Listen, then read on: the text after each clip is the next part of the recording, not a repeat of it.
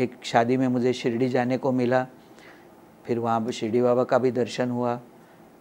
उसके बाद मैं, वो भी एक इंसिडेंस ही है कि शादी में पिताजी जाने वाले थे शिरडी में, लेकिन मैंने बाबा को प्रेयर किया कि स्वामी आप शिरडी में शादी है तो मुझे ले जाएंगे, तो लास्ट में पिताजी ने कैंसिल कर दिया और मुझे जाने मिला। तो मैं शिरडी में पहले गया, उस समय मेरा अच्छा दर्शन हुआ बाबा का, बहुत प्यार भगवान के उस रूप में मुझे मिला। 6 महीने बाद मैं पहली बार पुट्टपर्ती आया, और जब पुट्टपर्ती में निकला तो उसी जो फ़ोटो से मुझे एक्सपीरियंस है, वहाँ मैं बाबा को कह के निकल रहा कि स्वामी मैं आपके पास से आ रहा हूँ दर्शन को, तो अब मेरी रोज़ की साधना में आपका दर्शन करना, आपके साथ बात करना, ये मेरा रोज़ का भी आपके साथ वहाँ पर होगा। ऐसा करके मैं निकला और मुझे एकदम ऐसा लगा कि वो मुझे फ़ोटो रोक रहा है कि मुझे भी साथ में लेके चलो, और मैं वहाँ से लेके पुट्टपर्ती आया। और पुट्टपर्ती आया और मुझे तो ऐसा लगा, जो मेरा एक्सपीरियंस बाबा के साथ था 6 महीने, कि वहाँ जाते ही कहेंगे तेरे को 6 महीने लगे यहाँ तक आने को, और तू क्या कर रहा था, ऐसा बाबा मेरे से बात करेंगे। लेकिन 9 दिन तक मैं वहाँ, दशहरा का फेस्टिवल था, 9 दिन तक मैं वहाँ रहा, लेकिन स्वामी ने एक बार देखा नहीं, बात नहीं किया। लोग लेटर लेके बैठे थे, मैं भी एक दिन लेटर लेके बैठा, कुछ नहीं हुआ। और उसके बाद मैं, लास्ट डे था मेरा, निकलना था उस दिन शाम को, तो मैं अपने फ़ोटो वाले बाबा को मैंने कहा कि स्वामी आप वहाँ तो मेरे को बहुत एक्सपीरियंस देते, यही बाबा मेरे लिए अच्छे हैं, ये तो बाबा देखते भी नहीं, कुछ करते भी नहीं हैं, अगर आप और ये एक ही है तो मुझे आज विभूति देना। तो नेक्स्ट डे, दशहरा का नेक्स्ट डे था, मैं निकलने वाला था, तो स्वामी पास में आए, बाकी लोगों का लेटर वगैरह लिया, मेरे सामने हाथ घुमाया, मेरे को देखा भी नहीं, हाथ घुमाया, मेरे हाथ में विभूति रखी और स्वामी चले गए। तो मेरे को एक बात पक्का हो गया कि शिरडी, ये जो मेरे फ़ोटो वाले बाबा है और वो पर्ती वाले बाबा है, दोनों एक ही है। और फिर मैं हर साल बर्थडे में स्वामी के आने लग गया। जितनी बार भी मैं इस पुट्टपर्ती आता, स्वामी कोई ना कोई नई बात सिखा के भेजते थे, हर बार और उन्नत करते थे, विचारों में, सदाचार में, हर चीज़ में बाबा बहुत एक्सपीरियंस देते थे। उसके बाद मैं जयसिंहपुर, महाराष्ट्र में आया, वहाँ फैक्ट्री थी हमारी, वहाँ भी मुझे बहुत सारे स्वामी के रोज़, वो जहाँ मैं साधना को बैठता था वहाँ मुझे बहुत एक्सपीरियंस थे स्वामी के। सत्यम शिवम सुंदरम बुक भी मैंने पढ़ा, उसके बाद स्वामी से मैं बहुत अटैच होने लग गया। मैं बचपन में मासी के पास रहा हूँ, तो मुझे बहुत लगाव था उनसे, और मैं उनको हमेशा अपने साथ रख के उनकी सेवा करना चाहता था। तो मैं 10 साल के लिए स्वामी को कहता था कि 10 साल मेरे पास मासी को जीवन देना, मैं 10 साल उनकी सेवा करना चाहता हूँ। तो स्वामी ने मेरे को कुछ जवाब नहीं दिया उसका, नहीं तो जनरली मैं कुछ बोलूँ तो वो मेरे को अंदर से जवाब भी मिलता था। उसके बाद मैं पूना आया, पूना में मेरे को बिज़नेस मैंने वापस स्टार्ट किया वहाँ पे, लेकिन उसके बीच में मासी एक्सपायर्ड हो गए। तो मैंने कहा आप स्वामी आपकी क्या ज़रूरत मेरे को तो मासी के लिए आप चाहिए थे, और आप मेरी ज़िंदगी अच्छी बने, मैं उसकी सेवा कर सकूं, लेकिन मासी के जाने के बाद आप मुझे आपका कोई उपयोग नहीं है, आपकी साधना भी करने की ज़रूरत नहीं मुझे। और मैं बहुत डिस्टर्ब था, उस 1 साल भर तक मैं डिस्टर्ब था और सोचता था कि अब मासी नहीं तो क्यों जिएंगे हम, किसके लिए जीना है, ऐसे ये थॉट मेरे थे उस समय। कोशिश की मैंने, लेकिन मैं फ़ेल हो गया। और फिर मेरे बड़े भाई मुझे लेके, मासी के जो बड़े लड़के थे वो मुझे लेके पुट्टपर्ती आए, और मेरे को वहाँ लगता था कि स्वामी मुझे गले लगाएंगे और कहेंगे कि मैं तेरी माँ हूँ, मैं तेरे लिए सब कुछ हूँ, तू मेरे लिए जी आज के बाद। लेकिन स्वामी ने देखा भी नहीं। मैं भजन मंदिर में बैठा, एकदम स्वामी के सामने था, 4 स्टूडेंट के बाद मैं बैठा था, और स्वामी अपना भजन में आके बैठे। मैं बहुत रोया, जब इतना ज़ोर से रोया कि वो भजन के बीच में बीट्स में आवाज़ आती थी रोने की। तो स्वामी, मुझे लगा कि स्वामी भगवान ऐसा होता है क्या कि करुणा नहीं है आपको, कोई दया नहीं है। ऐसा मेरे मन में थॉट आया कि मैं जो मरना चाहता हूँ वही ठीक है। ऐसा सोच के मैं वहाँ से निकला। जैसे मैं पुट्टपर्ती से निकला वैसे ही मेरे को थॉट आया कि कौन बता सकता है तुमको कि तुम्हारे माँ ने कहाँ जन्म लिया है, मासी माँ ने कहाँ जन्म लिया है, कौन बता सकता है? स्वामी बता सकता है। उसके बाद मैं वापस पुणे आया और मासी के बाबा के कार्य में लग गया, और मैं कहा इतना भक्ति करूँगा कि स्वामी मुझसे बात करेंगे और मैं पूछूँगा उनको। और उस 4 साल में मैं बहुत विलेज सेवा भी जाता था, मेरे एक्सपीरियंस भी बहुत थे वहाँ पर, लेकिन मेरा एक ही इंटेंशन था कि स्वामी मुझसे बात करे। और उस समय में 1983 में जब मैं पुट्टपर्ती अपना बाल विकास का ये था फंक्शन था, तो उसके लिए मैं गया था। तो उस समय मुझे थोड़ा सेवा भी मिली थी। उसके बाद उस बाल विकास रैली के समय में स्वामी ने कहा था कि पिक्चर देखना अच्छी बात नहीं। 15 मिनट स्वामी ने पिक्चर पर टॉक दिया कि कितना ख़राब है पिक्चर देखना। उसी समय मैंने निर्णय लिया कि स्वामी आज के बाद मैं एक फिल्म पिक्चर थिएटर में नहीं जाऊंगा, कभी भी पिक्चर थिएटर में जाके पिक्चर नहीं देखूंगा। और उस दिन से मैंने पिक्चर थिएटर में आज तक नहीं गया हूँ। और वहाँ से वापस आके स्वामी ने उस समय में विलेज सेवा के लिए भी बोला था, तो मैं रोज़ विलेज में जाने का भी संकल्प किया, ऑर्गेनाइजेशन ज्वाइन किया, भजन में जाना, सभी कार्य में, स्वामी का कोई भी कार्य उसमें मैं ज्वाइन होता था। लेकिन इस बीच में मेरे को स्पिरिचुअल नॉलेज बाबा के बुक से, बाबा के साधना करने से मुझे स्पिरिचुअल नॉलेज मिलने लग गया कि आदमी का जीवन क्या होता है, किस लिए जीवन है। ये जीवन भगवान की अनुभूति करने के लिए है, हम भी भगवान का ही स्वरूप है। तो फिर मुझे जो मासी माँ के कहाँ जन्म लिया है, कहाँ उस जाके उससे बात करनी है, उसकी सेवा करनी, ये जो थॉट था ये सारे चले गए। और स्पिरिचुअल थॉट बाबा ने बहुत बढ़ाए। फिर मैं बाबा के बिना रहना भी मेरे लिए मुश्किल हो गया। तो मैंने सोचा कि सब छोड़ के हम बाबा के पास जाके रहेंगे। और फिर 1985 में मैं सब बिज़नेस थोड़ा कवर करके भाई को सारी चीज़ें समझा के किसी को बोले बिना पुट्टपर्ती आ गया। लेकिन पुट्टपर्ती जाने के पहले मैंने सोचा था कि मैं कुछ करके जाऊं कि स्वामी के पास। तो मैंने 2 महीने का संकल्प किया कि मैं 2 महीने रोज़ विलेज में जाऊंगा। स्वामी को विलेज वर्क बहुत पसंद है। फिर जाके हम स्वामी के चरणों में समर्पित करके स्वामी हमसे बात करेंगे और फिर हम स्वामी के पास ही वो कहेंगे कि मेरे को अपने पास रख लो। तो मैं रोज़ विलेज जाता था। 15 डेज़ हो गए थे। और 15th डे में जब मैं उसी शिरडी मंदिर से, जहाँ से मैं बाबा का डिवोटी बना, तो वहाँ से मैं जब जा रहा था तो मेरे को थॉट आया कि हम इतने घाट में से और इतने हाईवे पर M80 बजाज का गाड़ी लेके जा रहे, हो सकता है कि हमारा एक्सीडेंट हो जाएगा और तो हम बाबा के पास कैसे जाएंगे। तो मुझे वापस एक थॉट आया कि मैंने सुना था कि जो स्वामी का काम करते करते अगर हमारी डेथ होती है तो हम सीधा स्वामी में मिल जाते। और ऐसा सोच के मैं आगे जा रहा था। तो उतने में एक एम्प्टी डंपर मेरे आगे था। मैं हॉर्न दे रहा था, वो मेरे को साइड नहीं दे रहा था। कुछ देर के बाद मैंने छोड़ दिया, मैं धीरे धीरे उसके पीछे चलने लग गया। एक जगह में वो थोड़ा लेफ्ट में हो गया, तो मुझे लगा ये मेरा हॉर्न सुन के शायद मेरे को साइड दे रहा है, इसलिए मैंने अपना M80 थोड़ा आगे किया।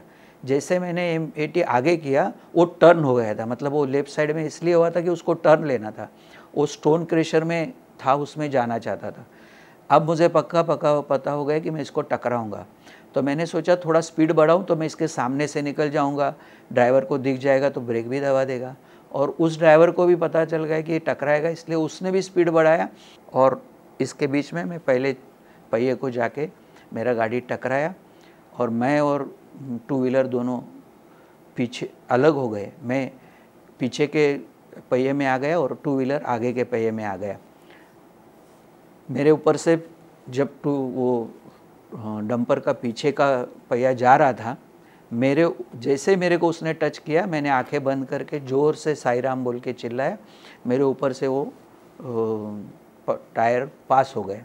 जैसे वो टायर पास हो गया तो मेरी जो हड्डियाँ थी पूरी वो टूट गई है और मुझे चुभ रही है अंदर। और ऐसा मुझे एहसास हुआ। उतने में मुझे एक वोमिटिंग हुआ, जो वोमिटिंग पूरा ब्लड उसमें से वोमिटिंग में से बाहर आया। और जो मैंने खाना खाया तो वो भी सब बाहर आया और पूरा ब्लड बाहर आ रहा। तो मुझे लगा कि अभी हम 2-5 मिनट में मर जाएंगे।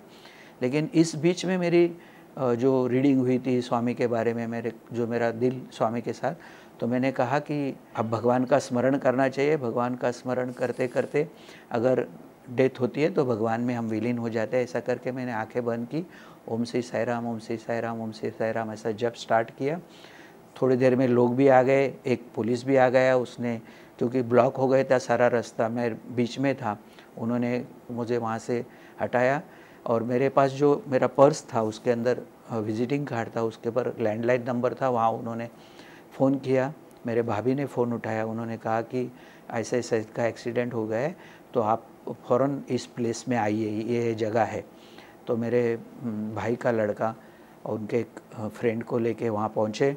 वहाँ से वो फिर मुझे रिक्शा में डाल के निकले। मैंने कहा भैया मुझे बहुत डर हो रहा है, तो पूरे मेरे बॉडी में पेन है। मेरी एक नीज़ है वो तभी पढ़ती थी MBBS, उसको उन्होंने कांटेक्ट किया।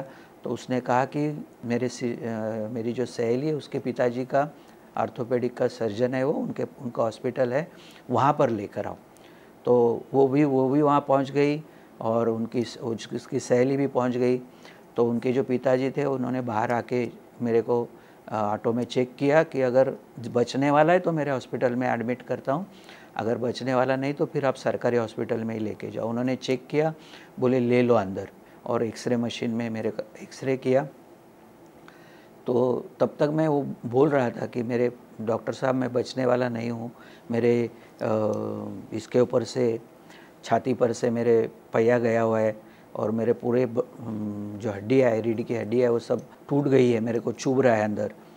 तो उन्होंने मेरे सिस्टर को पूछा कि आप ये पागल है क्या, पहिया गया होता तो यहाँ ही नहीं पहुँचता ही। तो फिर एक्सरे निकालने के बाद उन्होंने कहा कि इसको सिंगल फ्रैक्चर नहीं है और इतना बड़ा मेजर एक्सीडेंट है, पूरे कपड़े फट गए हैं, यही मिरेकल है बोले। 3 जगह पर स्टिचेस लेनी पड़ी। तो उन्होंने मेरे को एडमिट किया। फिर मेरे को उस दिन शाम को मेरे को शादी में जाना था, तो मैं शादी पहुंचा नहीं। तो एक कर्नल अंकल अरोड़ा थे, वो उन्होंने कहा मुरली क्यों नहीं आया है। तो उन्होंने घर पे फ़ोन किया मेरे, तो उनको मालूम पड़ा कि एक्सीडेंट हो गया। ये लोग फिर आए हॉस्पिटल और उनको पता, डॉक्टर साहब को भी पता चल गया कि बहुत बाबा का भक्त है। तो बाबा के भक्तों के पैर मेरे हॉस्पिटल को लग रहे। रात को मैं सो गया और दूसरे दिन जब सुबह उठा तब मेरे को लगा कि रात को मैं मरा नहीं, इसका मतलब मैं बचने वाला हूँ। उसके बाद मैं और 45 डेज़ मैं उधर ही रहा पूना में ही, और 8 दिन हॉस्पिटल के बाद डिस्चार्ज देने के बाद मैं घर पे आ गया।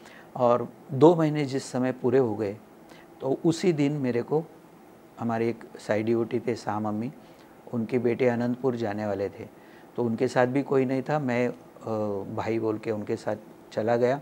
उनको ड्रॉप करके मैं जब पुट्टपर्थी पहुंचा, एग्जैक्ट 2 महीने उस दिन कंप्लीट हो गए थे। नेक्स्ट डे मैं दर्शन लाइन में बैठा और जैसे स्वामी मेरे पास आए तो पहला क्वेश्चन उन्होंने मेरे को किया, अभी तबीयत कैसा है।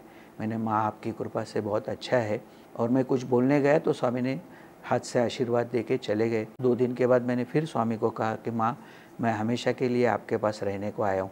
अच्छा हम बुलाता है तुमको, तुमसे बात भी करेगा।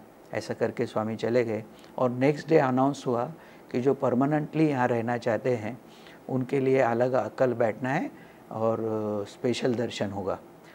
तो उस दिन जितने भी लोग बैठे पुट्टपर्थी में फर्स्ट टाइम ऐसा अनाउंसमेंट हुआ कि वॉलंटरी जो भी भर्ती में सेवा देना चाहते हैं वो अलग से बैठे। तो मैं जाके फर्स्ट लाइन में ही 400 लोग थे हम, लेकिन मैं फर्स्ट लाइन में बैठा कि स्वामी आते ही स्वामी से बात कर सकते।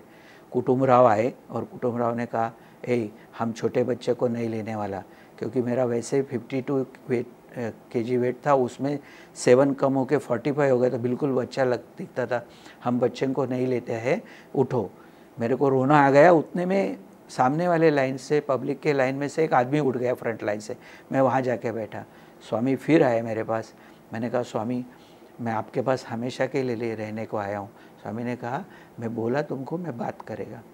फिर मेरे को, और जहाँ 400 लोग बैठे थे स्वामी उस साइड में गए ही नहीं। तो मेरे को लगा अच्छा हुआ इस साइड में स्वामी ने मेरे को ले लिया, नहीं तो मैं तो वहाँ बैठता तो मुश्किल हो जाती। कर्नल अरोड़ा तब तक वहाँ परमानेंट हो गए थे।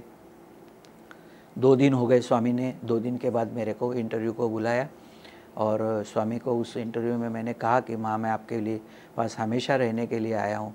स्वामी ने कहा अच्छा मैं तुमको अच्छा जॉब देता है, रुको बैठो बैठो। बहुत बात नहीं की स्वामी ने, लेकिन 2 मिनट में स्वामी ने मेरे को सेटिस्फाइड करके हम फिर जनरल बात, स्वामी ने 1.5 घंटा की इंटरव्यू, लेकिन मेरे साथ 2 ही मिनट बात की स्वामी ने। फिर बाहर आ गया मैं, और बाहर आने के बाद कर्नल को बोला तू फॉर्म भर दे।